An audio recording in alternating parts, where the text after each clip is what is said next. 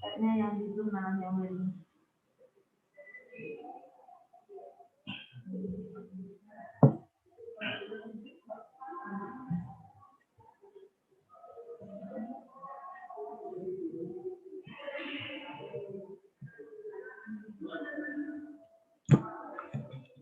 Ini tes.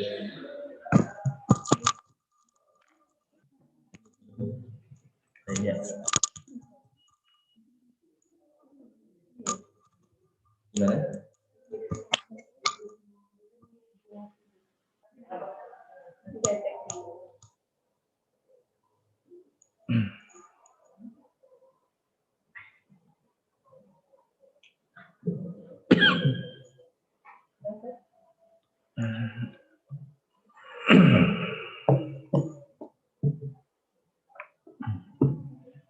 Sudah benar? Nah.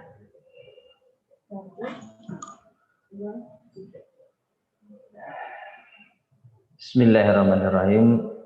Assalamualaikum warahmatullahi wabarakatuh.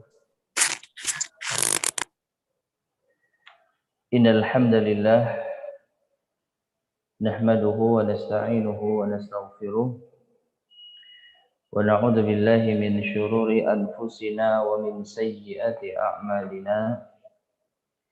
Man yahdihillahu fala mudilla lahu wa man yudlil fala hadiya lahu. Wa asyhadu an la ilaha illallah wahdahu la syarika lahu. Wa asyhadu anna Muhammadan abduhu wa rasuluh. Ya ayyuhalladzina amanu taqullaha haqqa tuqatih wa la tamutunna illa wa antum muslimun. Ya ayyuhan nasu taqu rabbakumul ladzi khalaqakum min nafsin wahidah wa khalaqa minha zawjaha wa bassa minhuma rijalan katsiran wa nisaa'a wattaqullaha alladzi tasaaluna bihi wal arham innallaha kana 'alaikum raqiba. Ya ayyuhalladzina amanu taqullaha wa qulu qawlan sadida yuslih lakum a'malakum wa yaghfir lakum dhunubakum wa man yuti'illaha wa rasulahu faqad faza fawzan 'azima. Amma ba'd, fa inna asdaqal hadisi kitabullah wa khairal hadi hadi Muhammadin sallallahu alaihi wasallam wa syarrul umuri muhdatsatuha wa kullu muhdatsatin bid'ah wa kullu bid'atin dhalalah wa kullu dhalalatin finnar. Ma'asyiral muslimin, ibu-ibu sekalian rahimani wa rahimakumullah. Segala puji bagi Allah Subhanahu wa taala yang telah melimpahkan kepada kita banyak kenikmatan hingga kita bisa bertemu kembali di majelis yang mulia ini. Semoga Allah Subhanahu wa taala senantiasa memberikan kepada kita hidayah dan taufiknya untuk istiqamah di dalam ketaatan kepada Allah Subhanahu wa taala dan membangun seluruh amal perbuatan kita dengan ilmu yang sahih bersumber dari Al-Quran dan As-Sunnah sesuai dengan pemahaman salaful ummah. Ibu-ibu yang dirahmati Allah Subhanahu wa taala, pada kesempatan di sore hari ini kita akan memulai kajian dengan tema yang baru setelah sebelumnya kita telah mengkhatamkan kajian Kitabut Tauhid yang disusun oleh Syekh Muhammad bin Abdul Wahhab rahimahullahu taala. Dan kali ini tema kita bukan tentang at-tauhid, tetapi tentang biografi Ummahatul Mukminin. Yang kita ambil dari kitab yang berjudul As-Simtus Tsamin fi Manaqibi Ummahatil Mukminin Limuhibbiddin At-Tabari rahimahullahu taala. Yaitu kitab terjemahan dari kitab As-Simtus Tsamin, untayan berharga fi Manaqibi Ummahatil Mukminin, tentang biografi Ummahatul Mukminin. Itu para istri-istri Nabi sallallahu alaihi wasallam yang disusun oleh Al-Imam Muhibbuddin At-Tabari rahimahullahu taala. Adapun versi terjemahan yang ada di hadapan kita adalah Ummahatul Mukminin. Kitab ini berjudul Ummahatul Mukminin, biografi istri-istri Nabi sallallahu alaihi wasallam, yang diterbitkan oleh Pustaka Griya Ilmu. Yang mana di dalam kitab ini ada tambahan penjelasan dan penelitian tentang kitab yang tadi kita sebutkan. Kitab aslinya berjudul As-Simtus Tsamin fi Manaqibi Ummahatul Mukminin. Disusun oleh Imam At-Tabari. Lalu dijelaskan dan diteliti oleh Syekh Ahmad Abdul Al At-Tahtawi, ya. Ini sebagai pensyarahnya. Syekh Ahmad Abdul Al At-Tahtawi. Bukan At-Tantawi ya, tapi At-Tahtawi. Nah, sehingga ma'asyar muslimin sekalian rahimani wa rahimakumullah, pada pembahasan kitab ini kita tidak langsung masuk pada inti pembahasan tentang biografi Ummahatul Mukminin. Tapi kita akan baca penjelasan terlebih dahulu dari pensyarah kitab ini, yaitu Syekh Ahmad Abdul Al At-Tahtawi. Yang mana dengan penjelasan beliau ini semoga bisa menjadi muqaddimah yang baik sebelum kita masuk ke dalam pembahasan inti dari kitab ini. Dan insya Allah kita tidak akan membaca semua isi kitab ya, karena cukup tebal, ada sekitar 450 sekian halaman. Kalau kita baca satu persatu, kata per kata, huruf per huruf, maka akan membutuhkan waktu yang sangat. Oleh karena itu kita akan singkat sebisa mungkin. Tidak semua kita bacakan. Dan semoga apa yang kita sampaikan ini cukup mewakili inti dari pembahasan yang ada. Baik, kita mulai pembahasan ini dari halaman ke-7, yaitu pendahuluan. Dan pendahuluan ini disampaikan oleh Syekh Ali Ahmad Abdul Al At-Tahtawi selaku Ketua Organisasi Al-Quran was Sunnah. Beliau terlebih dahulu menulis pendahuluan sebelum masuk ke dalam kitab intinya. Di awal pembahasan, beliau membagi kitab ini atau membagi pendahulu ini dari ada 5 pembahasan tentang Ummahatul Mukminin. Yang pertama, hikmah dibalik poligami menurut syariat. Mau tidak mau kalau kita membahas istri-istri Nabi SAW, biografi mereka, kita wajib untuk mengetahui bagaimana status mereka terhadap Rasulullah SAW. Bagaimana kondisi mereka tatkala menjadi istri Nabi SAW. Dan tidak samar lagi bahwasanya istri-istri Nabi mereka adalah wanita-wanita terbaik dinikahi oleh Nabi SAW secara sah Dan tentu saja ini dikenal dengan istilah poligami. Kemudian yang kedua, urutan pernikahan Nabi SAW dengan Ummahatul Mukminin. Kemudian yang ketiga, hak dan kewajiban Ummahatul Mukminin. Kemudian yang keempat, ketentuan batas pernikahan Nabi SAW. Dan yang kelima, secercah suri tauladan dan luhur. Kita akan bahas 5 pembahasan ini semampu kita biidznillah subhanahu wa ta'ala. Kalau mungkin semua kita bahas, tapi kalau tidak memungkinkan, mungkin sebagian saja. Yang pertama yang akan kita bahas di sini adalah hikmah di balik poligami menurut syariat. Dikatakan oleh pensyarah kitab ini, syariat Nabi Muhammad sallallahu alaihi wasallam membolehkan seorang laki-laki memiliki 4 istri jika memang mampu berlaku adil di antara mereka.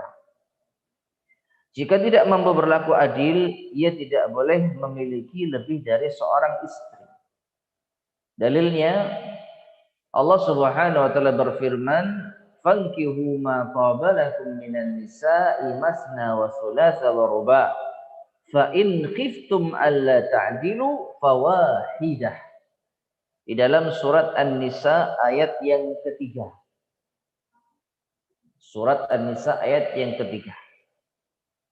Allah berfirman yang artinya, maka nikahilah wanita-wanita yang kalian sukai 2, 3, ataupun 4. Namun jika kalian khawatir tidak mampu berbuat adil, maka cukup 1 saja. Surat An-Nisa ayat yang ketiga. Maka pada ayat ini ibu-ibu sekalian rahimani wa rahimakumullah, jelas menunjukkan diperbolehkannya poligami dengan syarat. Dengan syarat. Ya. Syaratnya 1, mampu berlaku adil. Mampu berlaku adil. Dan yang menarik di sini, para ulama kita sebagian menjelaskan bahwasanya hukum asal menikah itu 2, bukan 1. Kenapa? Karena Allah Subhanahu wa taala perintahkan pertama kali, fankihu ma taba lakum minan nisa'i masna. Nikahilah wanita-wanita yang kalian sukai 2. Setelah itu kalau mampu 3, kalau mampu 4. Tapi jika khawatir tidak bisa berbuat adil, maka cukup 1 saja. Nah, oleh karena itu tidak ada perselisihan di kalangan kaum muslimin bahwasanya intinya poligami ini termasuk syariat Islam yang tidak boleh untuk dicela, tidak boleh untuk diingkari. Namun prakteknya tetap kita harus kembali kepada syariat. Yaitu apa? Wajib berbuat adil. Jika tidak berbuat adil, maka tentu lebih baik memiliki seorang istri. Nah, karena saking pentingnya masalah istri ini, sampai-sampai di halaman ke-9 diriwayatkan dalam kitab As-Sahih bahwa 3 wasiat terakhir yang Nabi SAW sampaikan hingga lidah beliau gagap dan samar tak terdengar adalah as-salata wa ma malakat aymanukum la tukallifuhum ma la yutiqun. Allah fin nisa fa innahunna awanun fi aydikum akhadtumuhunna bi amanatillah wastahlaltum furujahunna bi kalimatillah. Jadi Nabi SAW ketika akan meninggal dunia berwasiat. Sampai-sampai disebutkan di sini beliau bicaranya kurang jelas karena sakit dan menjelangi waktu wafat beliau sallallahu alaihi wasallam. Kata Nabi SAW, jagalah salat dan hamba sahaya yang kalian miliki. Janganlah kalian membebani mereka dengan sesuatu yang mereka tidak mampu. Jangan bebani budak dengan tugas yang tidak mampu dikerjakan. Takutlah kalian kepada Allah Takutlah kalian kepada Allah terkait istri-istri kalian. Karena sesungguhnya mereka adalah tawanan, seperti tawanan di tangan kalian. Kalian mendapatkan mereka dengan amanat Allah dan kalian menghalalkan kemaluan mereka dengan kalimat Allah. Ini menunjukkan pentingnya memperhatikan keadaan istri. Karena tidaklah Nabi SAW berwasiat, melainkan itu adalah perkara yang penting. Diawali dengan wasiat salat dan berlaku baik kepada budak dan juga istri. Ya, jadi memperhatikan masalah istri ini bukan perkara yang ringan. Ini perkara yang besar. Karena ini merupakan wasiat dari Rasulullah SAW kepada para suami. Dan juga Nabi SAW bersabda khususnya terkait dengan masalah poligami. Man kana lahum ra'atani famala ila ihdahuma dunal ukhra. Fi riwayatin lam ya'dil bainahuma jaa yaumal qiyamati wa ahaddu syiqqaihi ma'ilun. Barang siapa memiliki dua istri, lalu ia condong kepada salah satu di antara keduanya, bukan kepada yang satunya lagi. Dalam riwayat lain disebutkan, lalu ia tidak berlaku adil di antara keduanya, niscaya ia datang pada hari kiamat dalam kondisi salah satu sisi tubuhnya itu miring. Ya.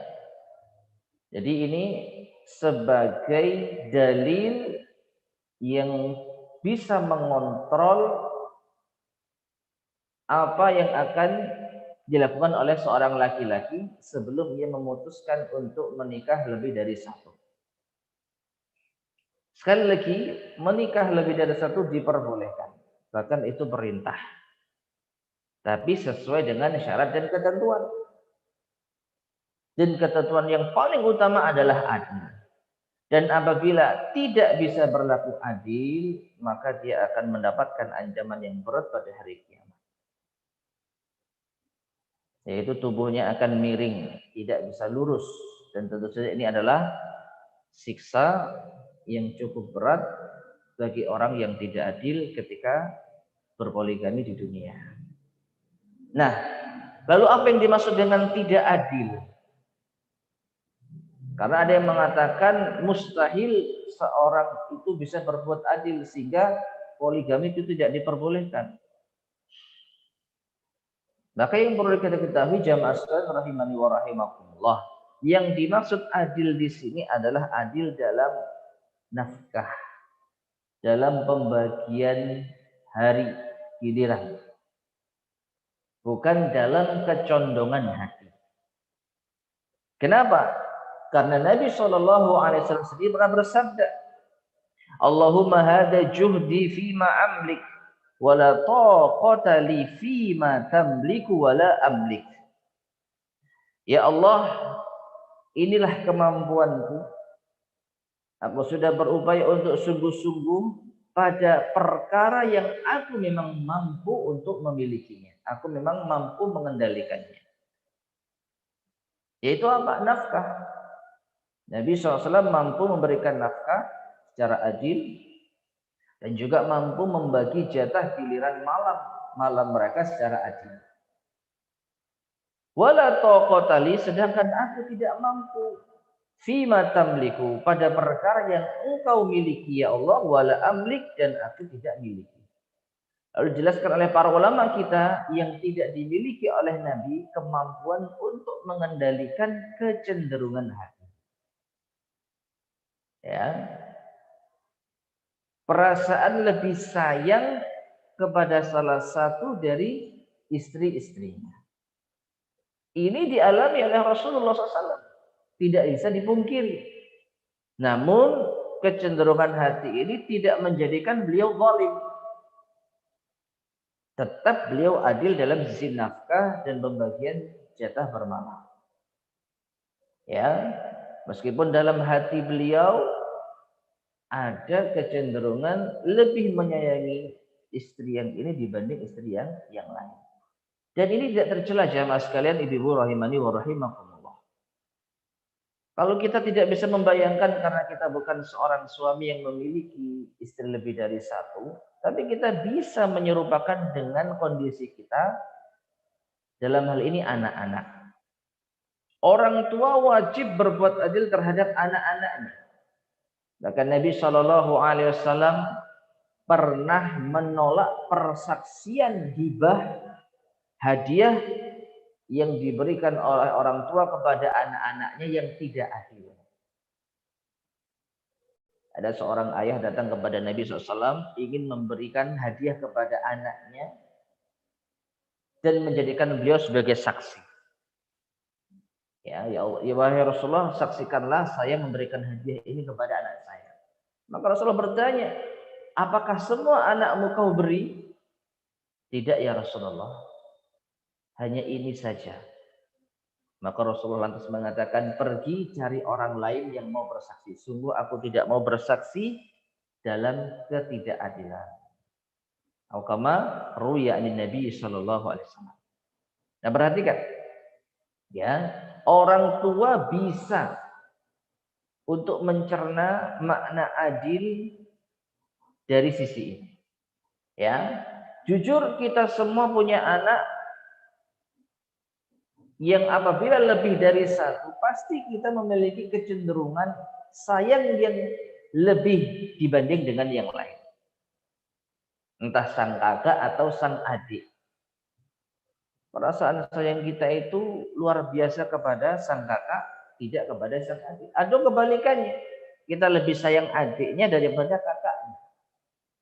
Ini hal yang manusiawi. Tetapi tidak menjadi pembenaran bagi kita untuk berbuat zalim. Karena kita sayang kepada kakak, akhirnya kakak kita kasih oleh-oleh, adiknya enggak. Nah, ini zalim. Walaupun latar belakang kita memberi karena kebaikan dan kesolehan. Sampai pun demikian enggak boleh, Ibu.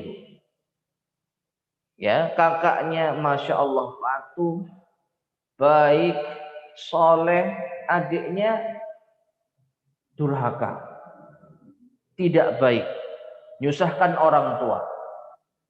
Lalu kita sayang kepada sang kakak, wajar. Tapi tatkala kita memberi nafkah, hati-hati, tidak boleh kita pilih kasih.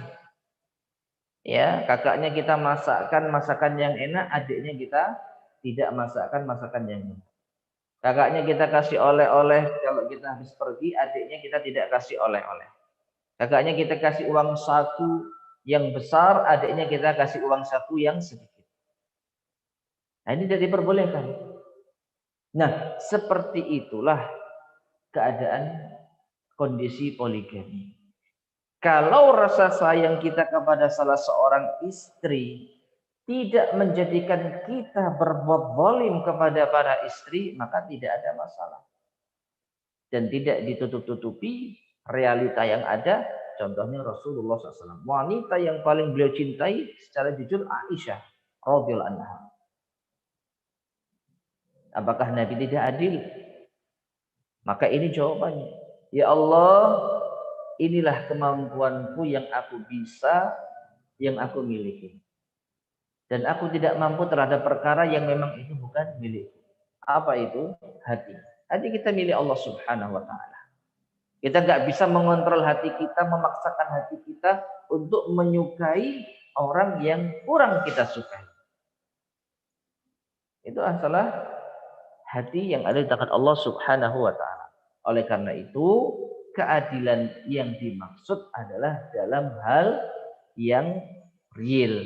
Nafkah, pembagian malam, kemudian ya hadiah dan yang lain-lainnya. Adapun masalah kecenderungan hati ini tidak bisa dipungkiri, kita tidak bisa mengontrolnya dan ini tidaklah tercela. Baik. Nah, inilah satu pembahasan yang telah kita lalui. Sekarang kita lanjut pada pembahasan berikutnya. Loncat ke halaman yaitu 18. Urutan pernikahan Nabi Shallallahu Alaihi Wasallam dengan Ummahatul Mukminin. Ma'asyiral muslimin rahimani wa rahimakumullah. Di dalam pembahasan kita kali ini maka ini akan memberikan pelajaran kepada kita tentang histori atau sejarah. Agar kita tahu urut-urutan istri yang dinikahi oleh Nabi Shallallahu Alaihi Wasallam. Sekedar mengenal sejarah. Yang pertama dimulai dari Khadijah Ummul Mukminin. Dan ini tidak ada keraguan, insya Allah kita paling hafal. Istri pertamanya Nabi siapa? Khadijah. Perkara yang lain nggak hafal, baik nggak hafal namanya atau nggak hafal urutannya, ya ini perkara yang biasa. Tapi kalau sampai tidak tahu siapakah istri Nabi SAW yang pertama kali, maka ini hal yang tidak layak bagi seorang muslim. Jadi termasuk di antara keutamaan Khadijah. Beliau senantiasa dikenang namanya karena beliau adalah istri Nabi SAW yang pertama yang beliau nikahi. Tidak ada perbedaan pendapat bahwa beliau adalah istri pertama Nabi SAW. Dan Nabi SAW tidak memadunya sepanjang hidupnya. Ya, kalau boleh dikatakan termasuk keutamaan Khadijah yang lain. Beliau selama menjadi istri Nabi tidak dipoligami. Ya, sampai beliau wafat, Nabi SAW hanya beristrikan beliau, radhiyallahu anha. Nah, namun para ahli sejarah berbeda pendapat terkait tanggal lahir Khadijah, usianya saat menikah dengan Nabi SAW dan usianya saat wafat. Perbedaan pendapat ini akan saya sampaikan dalam bahasan khusus berikutnya insyaallah. Tentang perincian biografi Khadijah nanti ada pembahasan tersebut. Nah, jadi yang pertama istri Nabi yang dinikahi adalah Khadijah radhiyallahu anha. Sampai wafat Nabi tidak menikah dengan wanita lain. Yang kedua dan ketiga. Perhatikan ibu sekalian rahimani wa rahimakumullah. Di sini tertulis yang kedua dan ketiga. Kenapa digabung? Karena memang ada perbedaan pendapat yang cukup kuat di kalangan para ulama. Siapa di antara mereka yang lebih dulu menikah dengan Rasulullah setelah Khadijah? Nah, yang kedua dan ketiga ini adalah Aisyah radhiyallahu anha dan Saudah radhiyallahu anha. Aisyah dan Saudah. Mana yang lebih dulu? Para ulama kita berbeda pendapat. Ada yang mengatakan Saudah dulu, ada yang mengatakan Aisyah dulu. Dan masing-masing pendapat cukup kuat. Namun ada di antara para ulama yang coba untuk mendudukkan perkaranya. Lebih dahulu itu dilihat dari apanya? Kalau dilihat dari sisi akad nikahnya, wallahu a'lam bishawab, yang lebih kuat, maka Nabi Sallallahu Alaihi Wasallam menikahi Aisyah terlebih dahulu. Kalau dilihat dari akad nikah, jadi setelah Khadijah wafat, Nabi Sallallahu Alaihi Wasallam akad nikah dengan Aisyah, tapi nggak langsung tinggal serumah. Jelas ya? Nah, setelah itu baru Nabi akad nikah dengan Saudah. Jadi kalau dari sisi akad nikah, Aisyah dulu, baru Saudah. Tapi kalau dari sisi berumah tangga, kalau dari sisi tinggal serumah, kalau dari sisi digauli, maka Saudah dulu yang menikah dengan Rasulullah Sallallahu Alaihi Wasallam.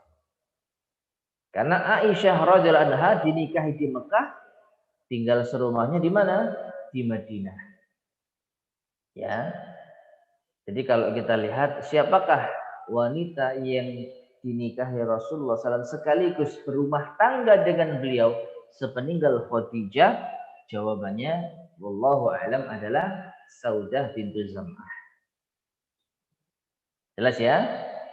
Nah, tapi perkara ini tidak terlalu penting karena yang penting mereka berdua istri sahnya Nabi Shallallahu Alaihi Wasallam. Terlepas dari mana yang lebih dahulu sudah kita terangkan dari sisi mananya. Dari sisi akad nikah Aisyah duluan. Tapi kalau dari sisi tinggal serumah Saudah duluan. Baik, itu yang kedua dan ketiga. Yang keempat, Ummul Mukminina Hafsah bintu Umar ibn Khattab. Ya. Hafsah ini dulunya adalah istri dari Khunais bin Hudzafah. yang wafat akibat luka yang dialaminya pada perang Badar. Ya, perang Badar tahun kedua Hijriah. Setelah perang Badar, suaminya wafat. Setelah wafat, maka Hafsah dinikahi oleh Rasulullah Sallallahu Alaihi Wasallam. Ini yang keempat. Yang kelima, Ummul Mukminin Zainab bintu Khuzaimah. Ummul Mukminin Zainab bintu Khuzaimah. Zainab ini dulunya adalah istri dari Abdullah bin Jahash yang wafat sebagai syahid dalam perang Uhud tahun ketiga Hijriah. Ya. Jadi perang Uhud ini adalah perang yang diikuti oleh suaminya Zainab bintu Khuzaimah. Namun beliau wafat di medan perang menjadi seorang yang mati syahid. Setelah itu Zainab dinikahi oleh Rasulullah Sallallahu Alaihi Wasallam.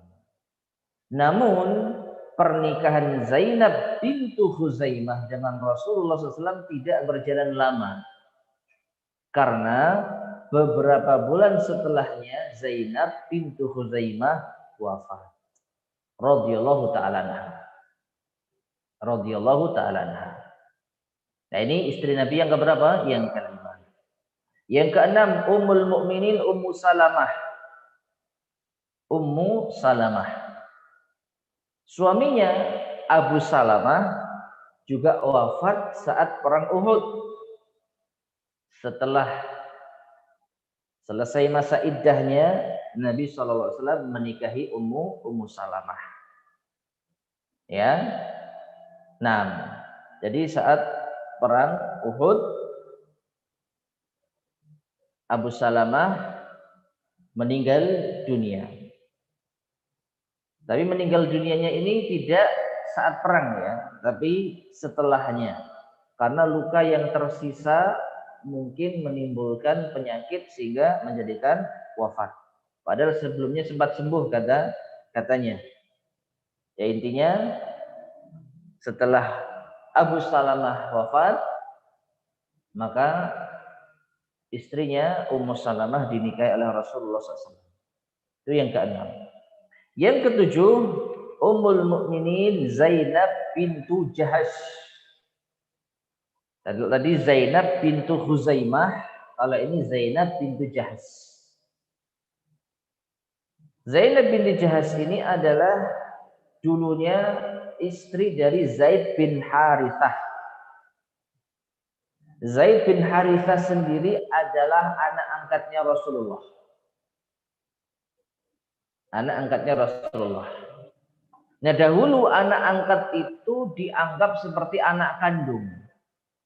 Sehingga mantan istri dari anak angkat menurut adat jahiliyah tidak boleh dinikahi oleh bapak angkatnya. Tapi Islam datang dan menghapus keyakinan tersebut.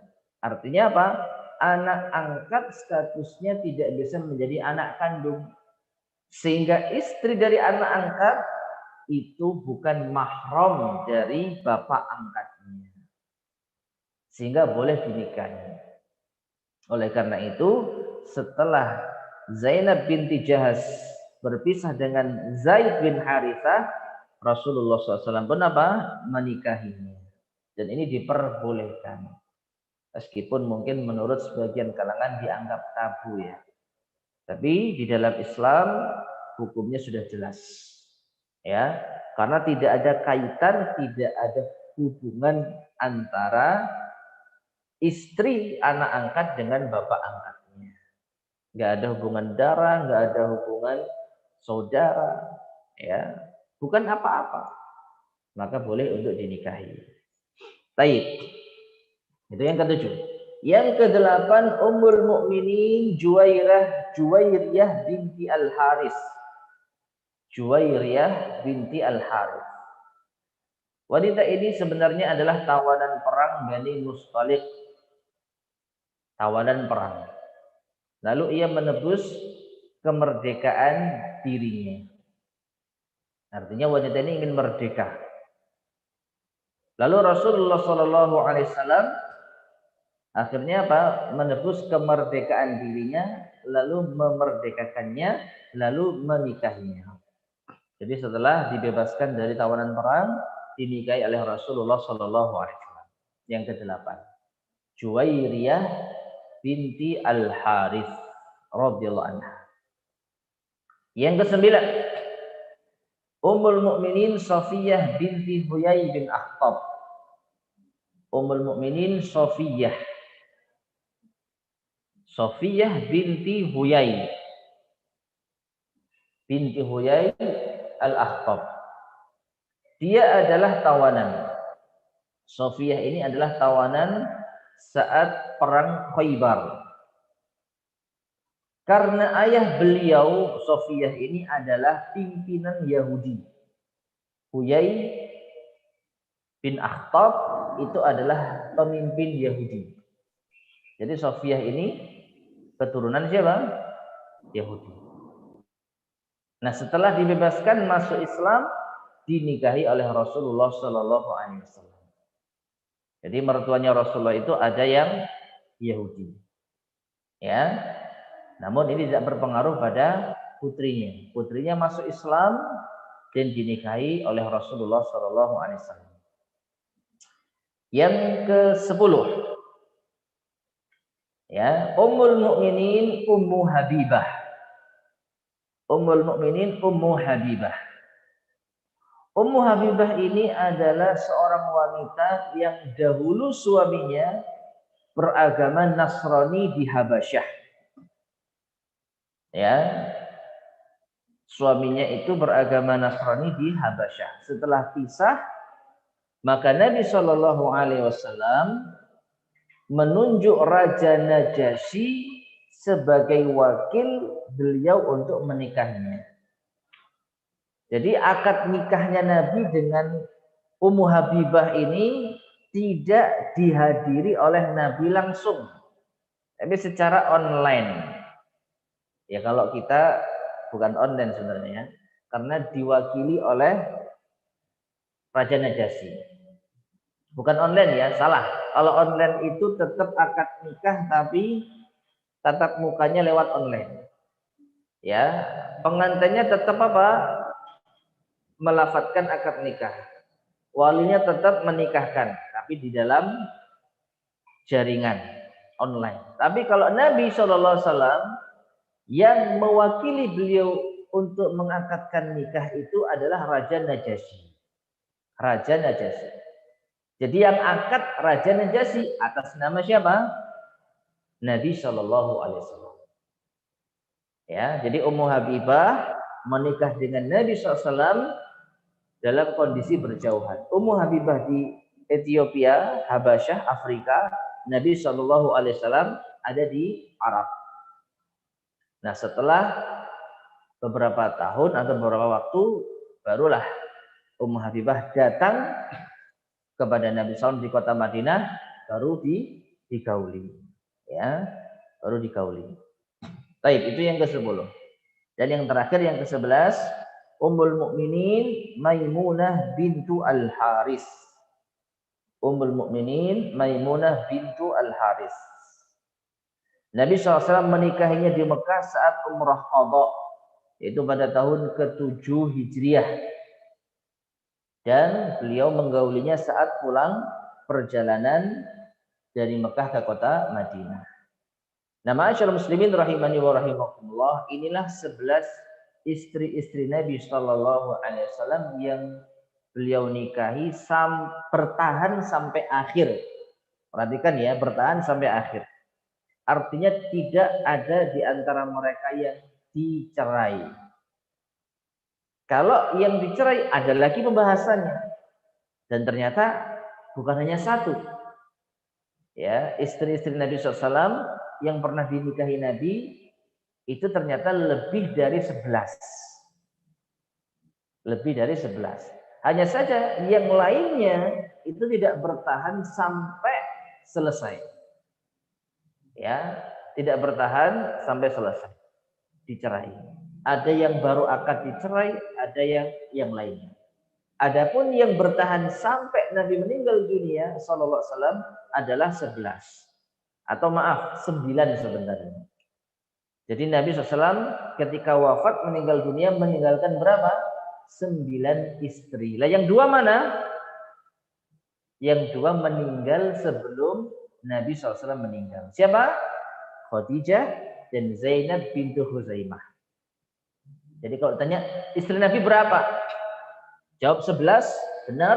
Jawab 9 juga benar. 11 itu kalau dihitung semua, ya dari yang pertama sampai yang ke-11 itu semuanya baik yang menemani Nabi sampai Nabi wafat maupun sudah meninggal duluan.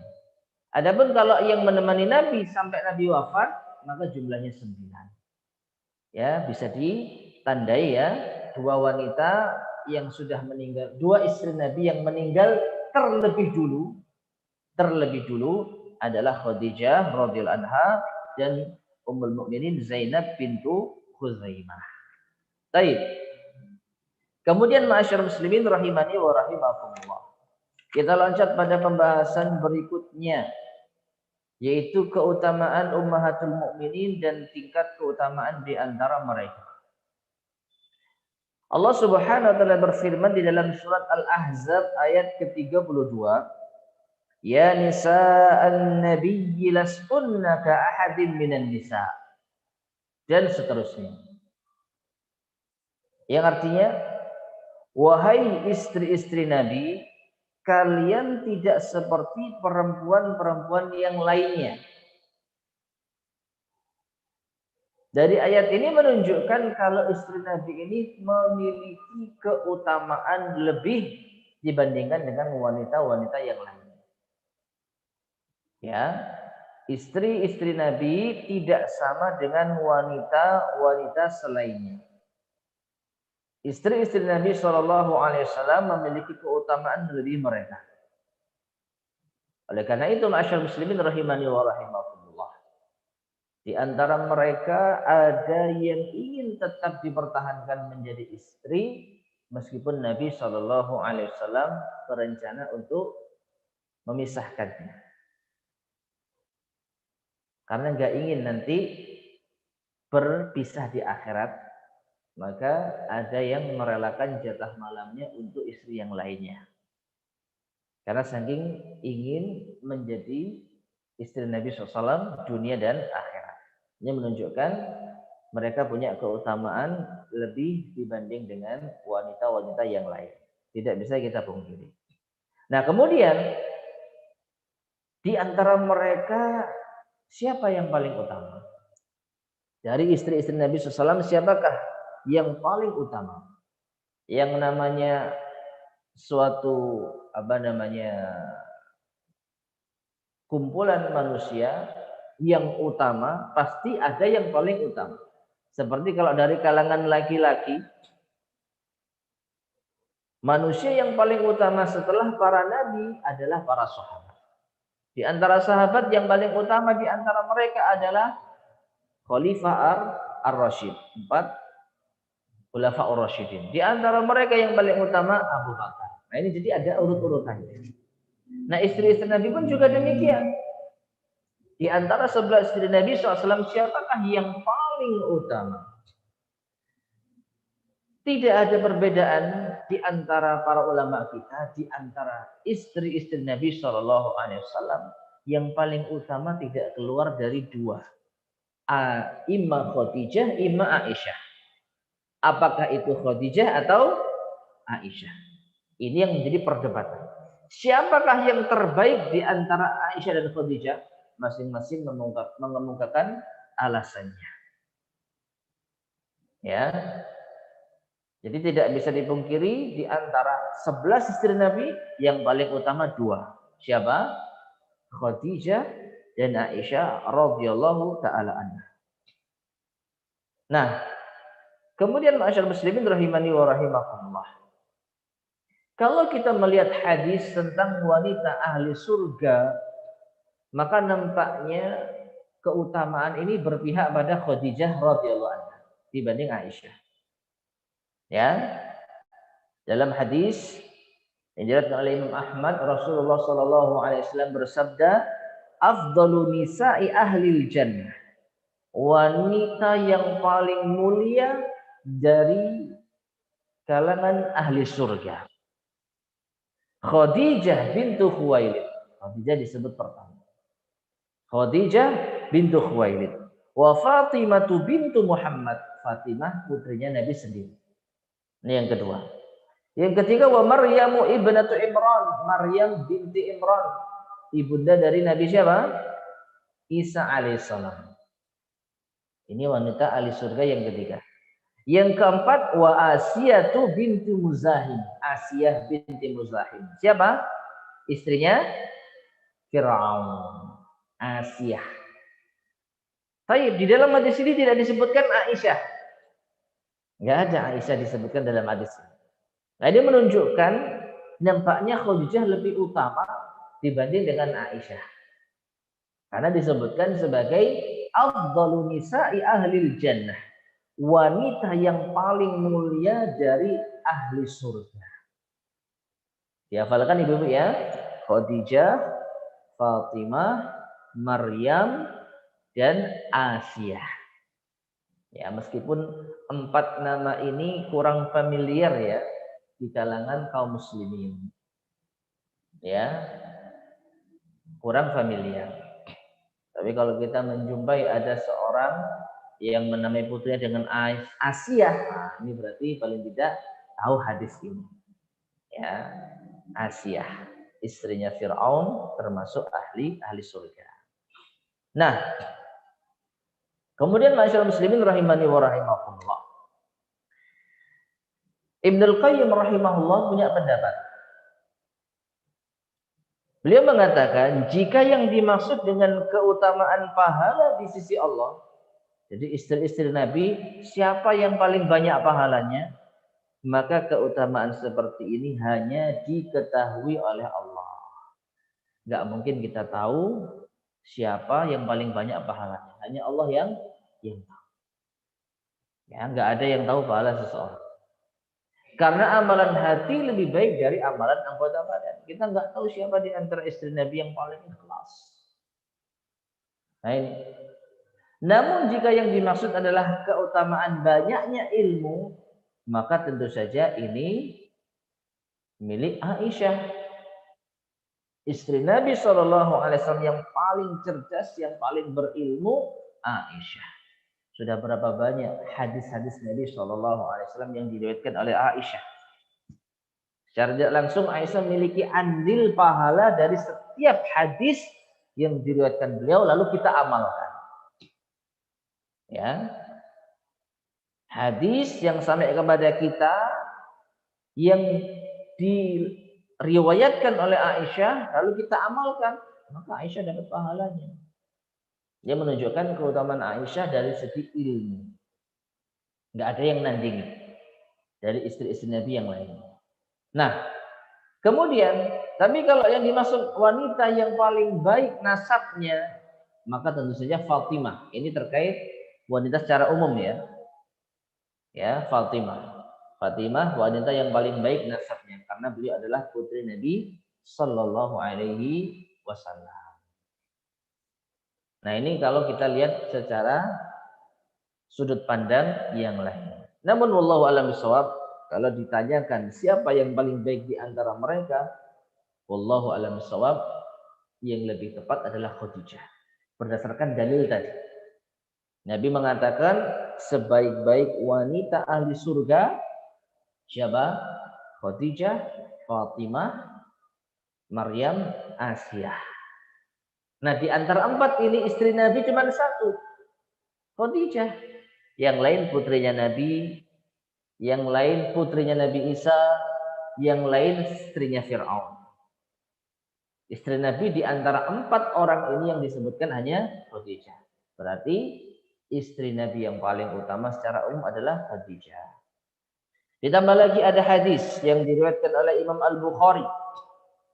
Kata Nabi SAW, khairu nisa'iha Maryam bintu Imran wa khairu nisa'iha Khadijah.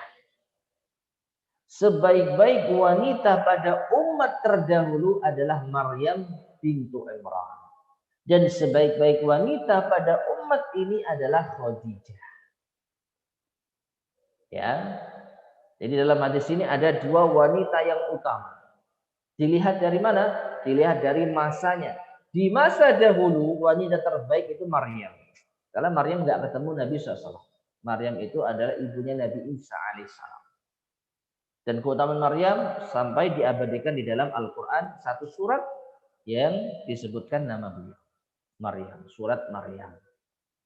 Nah ini wanita terbaik pada masa dahulu. Dan Maryam bukan istri Nabi. Jadi nggak masuk kategori istri terbaiknya Nabi. Nah adapun sebaik-baik wanita pada umat ini, Rasulullah SAW menyebutkan Khadijah. Dan inilah istri Nabi SAW. Ditambah lagi, Aisyah radhiyallahu anha pernah bertanya kepada Nabi SAW, bukankah Allah telah memberimu istri yang lebih baik darinya? Jadi ceritanya itu Nabi itu mengenang Khadijah. Lalu Aisyah mungkin cemburu. Lalu mengatakan, kenapa kok disebut Khadijah terus? Bukankah Allah sudah menggantikan Anda istri yang lebih baik dari Khadijah? Bukan hanya istri, bahkan istri-istri. Khadijah kan sudah meninggal. Sekarang Anda, ya wahai Nabi, punya istri 9. Ya, bukankah itu lebih baik daripada Khadijah? Maka Nabi SAW menjawab, la wallah, tidak demi Allah. Ma razaqani Allahu khairan minha. Allah tidak memberiku istri yang lebih baik darinya. Allah tidak memberikan rizki kepadaku seorang istri yang lebih baik darinya. Amanat bi hina kafara biyan nas. Dia telah beriman kepadaku tatkala orang-orang kafir kepada. Siapa yang membela Nabi pertama kali ketika Nabi dapat wahyu dan kedinginan? Khadijah. Ketika Nabi bingung, takut, ketika didekap oleh orang, lalu disuruh membaca, padahal Nabi nggak bisa baca. Yang itu adalah malaikat Jibril alaihissalam. Khadijah yang menghiburnya. Khadijah yang mengantar Nabi kepada Waraqah bin Naufal untuk meminta penjelasan. Nah ini. Jadi ketika manusia kufur kepada Nabi, Khadijah beriman. Wa saddaqatni hina kadzdzabani an-nas, dan dia yang percaya kepadaku ketika manusia itu mendustakan. Orang lain nggak ada yang percaya kalau Muhammad itu adalah Nabi utusan Allah. Khadijah percaya suaminya. Wa a'tadni malaha hina haramani an-nas, dan Khadijah itu memberiku harta ketika orang-orang yaitu menelantarkanku. Ya. Khadijah itu kaya raya. Ketika Nabi SAW berdakwah, yang mensupport Khadijah. Ketika manusia menelantarkan Nabi SAW, tidak memberikan belas kasih kepada Nabi SAW, maka Khadijah yang tampil untuk memberikan support donasi dalam berdakwah. Nah ini. Dan yang lainnya tidak disebutkan dalam hadis ini, dialah satu-satunya wanita yang memiliki keturunan dariku. Nah, ini enggak ada yang lain. Meskipun ini tidak bisa jadi tolak ukur keutamaan. Kalau tidak, Nabi gembira. Kalau Nabi itu bukan seorang yang bandul. Nabi bisa punya anak. Dan semua anak Nabi SAW dari Khadijah. Kecuali satu dari budak beliau, Maryam Al-Qibtiyah. InsyaAllah nanti akan kita bahas tersendiri. Baik. Nah dari sini ma'asyiral muslimin rahimani wa rahimakumullah. Maka tingkat yaitu keutamaan istri-istri Nabi SAW jelas. Mereka memiliki keutamaan dan hanya Allah yang tahu pahala mereka. Pastinya hanya Allah yang tahu. Namun secara umum Khadijah lah yang paling utama. Setelah itu baru Aisyah. Setelah itu tidak dibahas oleh para ulama kita. Allahu a'lam bishawab. Baik. Kita lanjut pada pembahasan berikutnya yaitu hak dan kewajiban ummahatul mukminin. Di halaman ke-36. Hak dan kewajiban ummahatul mukminin yang dimaksud di sini ada pada 3 hal. Kita udah mandi. Apa itu? Enggak. Ada pada 3 hal. Yang pertama, hak mereka yang wajib atas Rasulullah Yang kedua, hak mereka yang wajib atas setiap individu umat Islam. Dan yang ketiga, kewajiban-kewajiban mereka. Yang pertama, hak mereka yang wajib atas Rasulullah. Maka mereka berhak mendapatkan mahar dari Rasulullah SAW. Sebagaimana wanita pada umumnya. Ya, wajib memberikan mahar. Allah berfirman di dalam surat Al-Ahzab ayat ke-50. Ya ayuhan nabiyyu inna ahlalna laka azwajaka allati ataita ujurahun. Yang artinya, wahai Nabi, sesungguhnya kami telah menghalalkan bagimu istri-istrimu yang telah engkau berikan mas kawinnya, yang telah engkau berikan maharnya. Maka istri Nabi berhak mendapatkan mahar dari suaminya, dari Nabi Shallallahu Alaihi Wasallam. Adapun pembahasan maharnya tidak perlu kita bahas berapanya. Yang penting Nabi SAW memberikan mahar untuk istri-istrinya. Tapi kemudian hak mereka juga yang wajib dipenuhi oleh Rasulullah SAW adalah bergilir untuk para istri. Jadi mereka berhak mendapatkan giliran. Ya, adapun pembagiannya sehari di tempat istri yang ini, sehari di tempat istri yang itu sampai 9.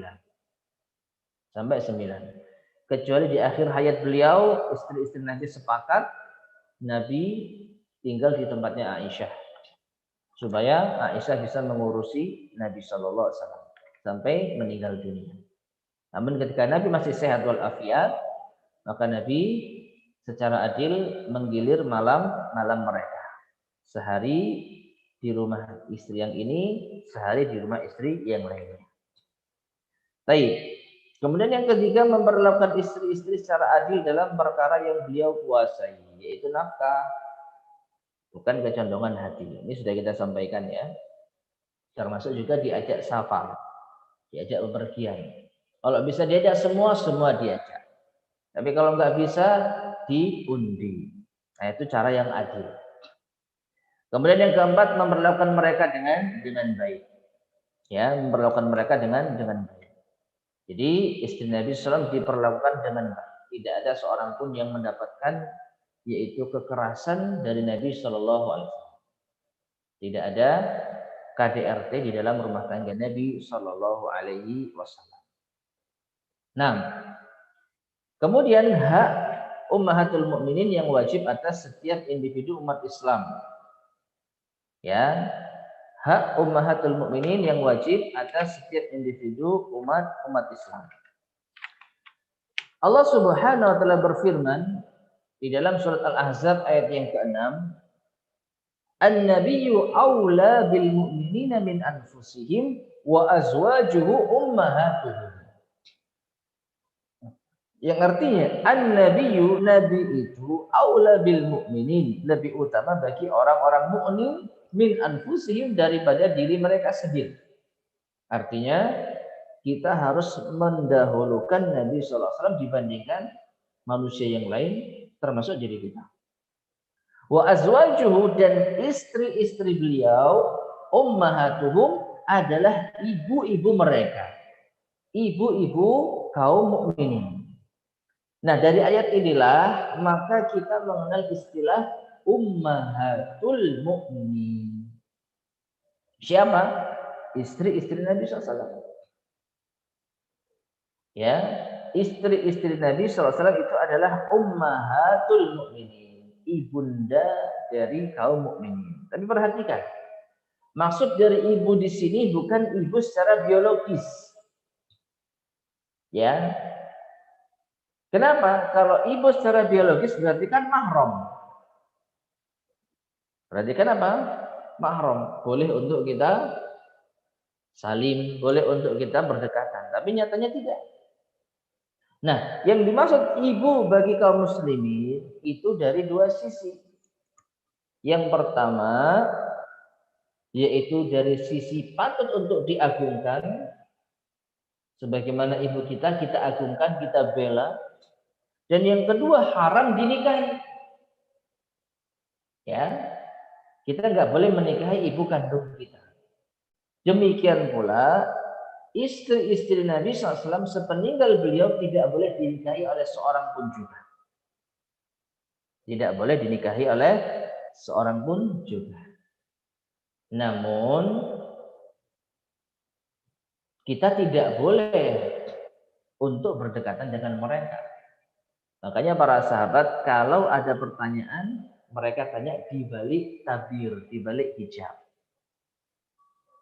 Agar kehormatan istri Nabi SAW tetap terjaga meskipun Nabi sudah meninggal dunia. Ya, nah jadi itulah yang dimaksud dengan ibunda kaum mukminin yang harus diagungkan dan tidak boleh untuk dinikahi. Tidak boleh untuk dinikahi. Nah, sehingga dari sini ma'asyiral muslimin rahimani wa rahimakumullah, itulah hak mereka atas kita. Tidak boleh kita mencela istri-istri Nabi sebagaimana tidak boleh kita mencela ibu kita sendiri.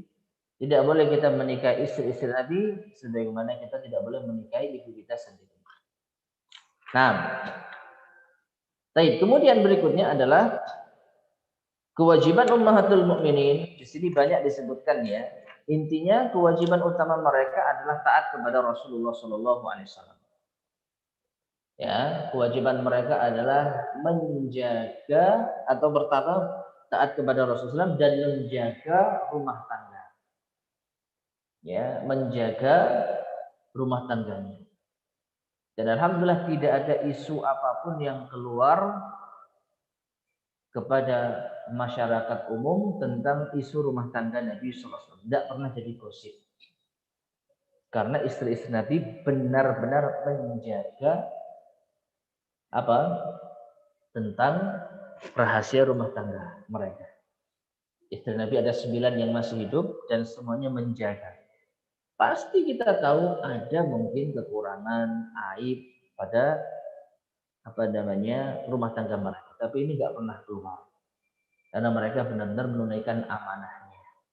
Maka mereka adalah wanita-wanita pilihan yang memang benar-benar menjaga amanah.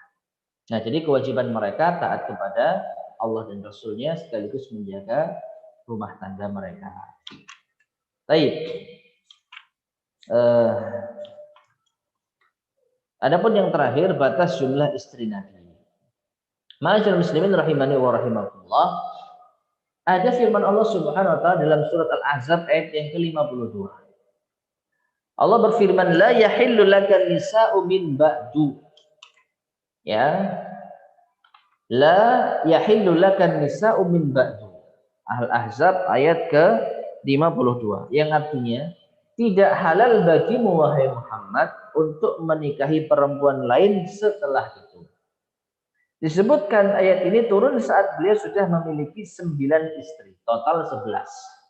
Karena Aisyah dan Zainab bintu Khuzaimah Khadijah dan Zainab bintu Khuzaimah sudah meninggal. Maka sisa 9. Nah, ayat ini Al-Ahzab 52 turun ketika Nabi sudah memiliki 9 istri.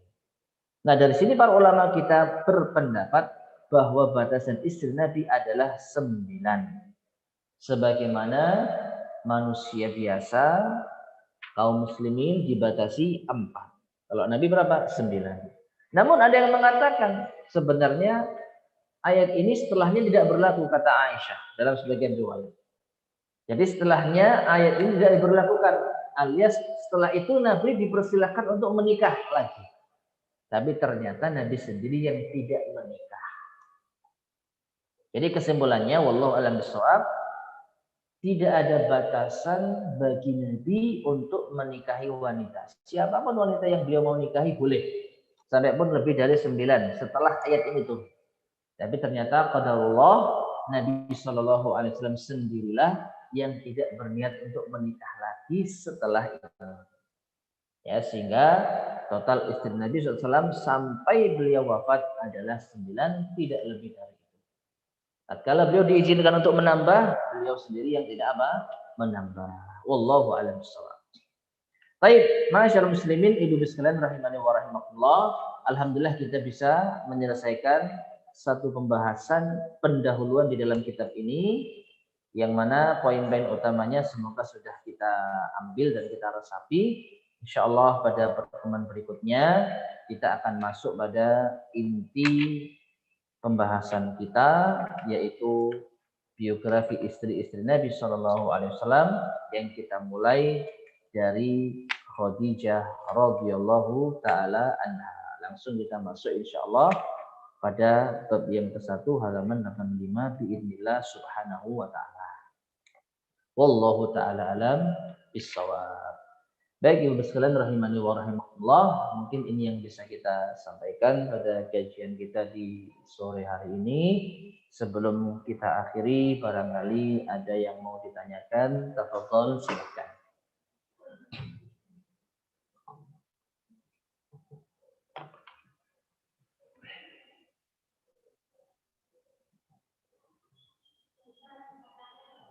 Nggih.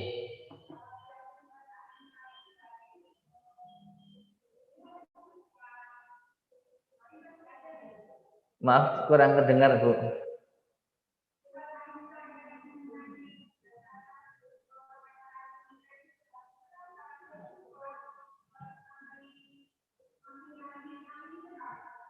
Surat An-Nisa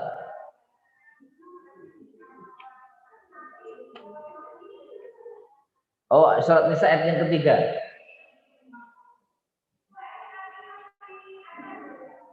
Nabi masih ada. Maksudnya?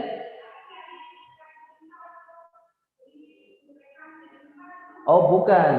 Jadi begini, surat An-Nisa ini berlaku bagi selain Nabi. Ya, kalau selain Nabi, maka ini ayatnya fankihu ma thaba lakum minan nisa. Nikahilah wanita manapun yang kalian sukai. Ayat ini bukan untuk Nabi, tapi untuk kaum muslimin. Masna wa thulatsa wa ruba, 2, 3 atau 4. Nah, ini maksimal. Adapun untuk Nabi tidak ada batasan 4. Dan menurut pendapat yang sahih tidak ada batasan 9 juga. Memang pernah dilarang seperti ayat yang tadi kita sampaikan, tidak boleh bagi wahai Muhammad setelah ini menikah. Nah, tetapi ada yang mengatakan setelah itu ayatnya tidak diberlakukan. Nabi diperbolehkan menikah, tapi Nabi sendiri yang tidak mau menikah. Jadi ayat An-Nisa ketiga, surat An-Nisa ayat yang ketiga tidak ada kaitannya dengan Nabi Shallallahu Alaihi Wasallam.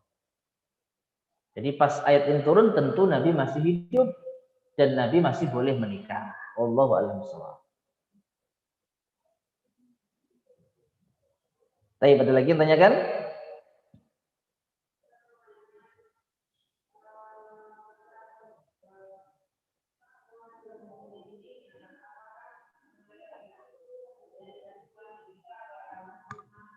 Maaf, kurang terdengar.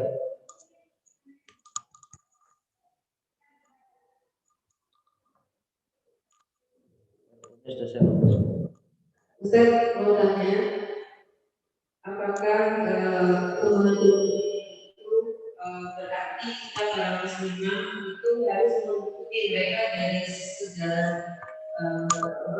baik akhlaknya, baik ibadahnya, seperti itu Pak Ustaz. Baik. Apakah ummahatul mukminin itu harus kita ikuti sebagai seorang wanita muslimah dari akhlak dan ibadahnya? Jawabannya tetap kita harus mengikuti Rasulullah SAW. Yang kita jadikan panutan adalah Rasulullah SAW.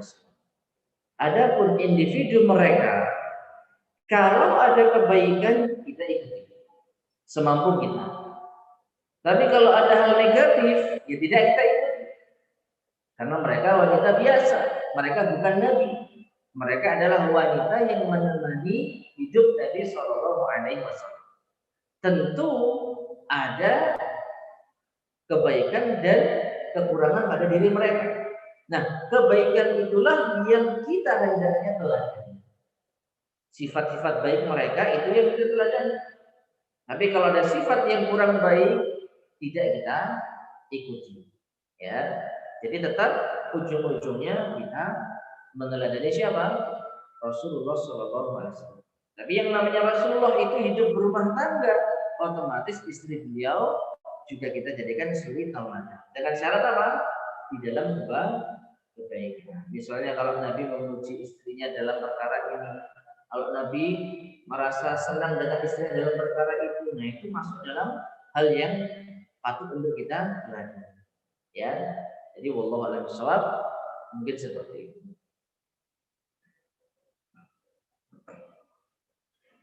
Baik, ada lagi yang tanyakan?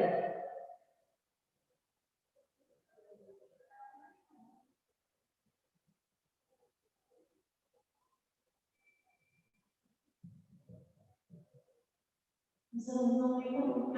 Waalaikumsalam. Ini angkat keluar dari kabur.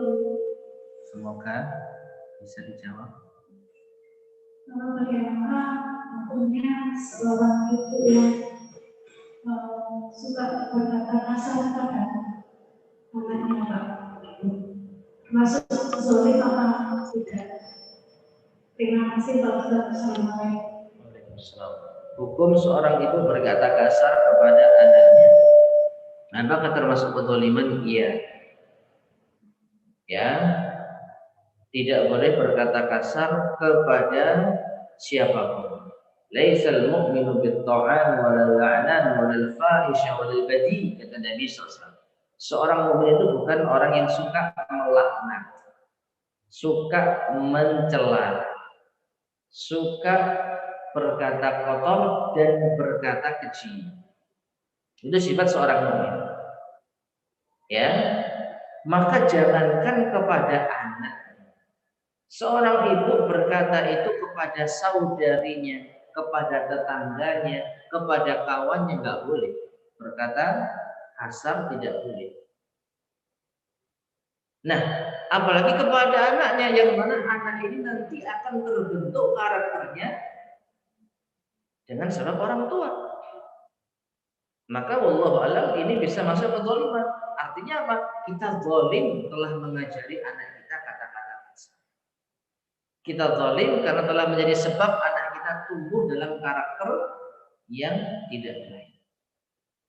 Ya.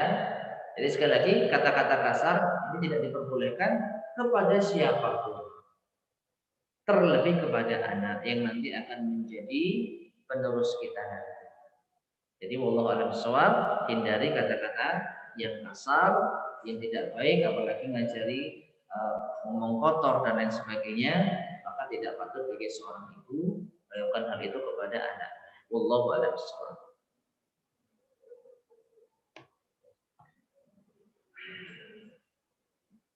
Lagi tanyakan? Cukup ya? Baik ibu sekalian rahimani wa rahimakumullah, kita akhiri kajian kita di sore hari ini, mudah-mudahan bermanfaat. Kurang lebihnya saya mohon maaf. Subhanakallahumma bihamdika asyhadu an la ilaha illa anta astaghfiruka wa atubu ilaik. Walhamdulillahirabbil alamin. Assalamualaikum warahmatullahi wabarakatuh.